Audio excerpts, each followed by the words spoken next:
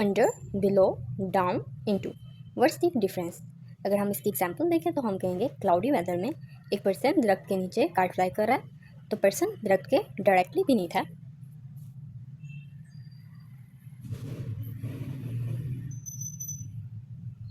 तो हम इसके लिए अंडर यूज़ करेंगे।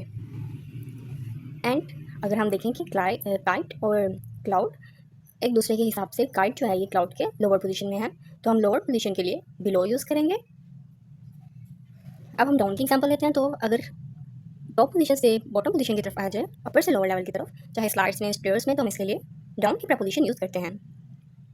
Fourthly, into. इनटू का मतलब हम लेते हैं आउटर से इनसाइड मूव करने के लिए, जैसे ये बॉल बाहर से अंदर जा रहा है, तो हम इसके लिए इनटू यूज़ करेंगे। सो हम कह सकते हैं अंडर डायरेक्टली बीनीथ के लिए यूज़ हुआ क्योंकि वो उससे दरख्त के बिल्कुल नीचे था।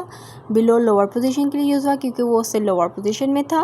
Down upper to lower position के लिए यूज़ हुआ क्योंकि वो हायर लेवल से लोअर लेवल की तरफ आ रहा था। और इनटू आउटसाइड टू इनसाइड के लिए यूज़ हुआ क्योंकि वो बाहर से अंदर की तरफ जा रहा था। सो ये दोनों मूविंग के लिए लिए जाते हैं।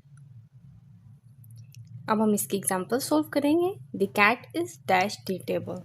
Same case, cat directly beneath है, तो यहाँ पर अंडर आ जाएगा। The valley lies dash the mountain.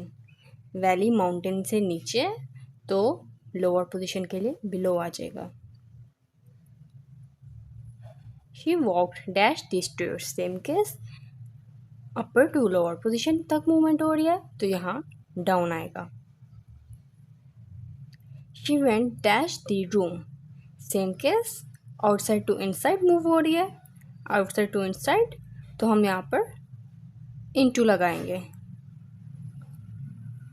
Last case, the rabbit is hiding dash the bed. Hiding directly beneath बात हो रही है, बेड की नीचे रैबिट है। ये आप खुद बताएं इनमें से कौन सा आएगा। Mention your answer in the comment section.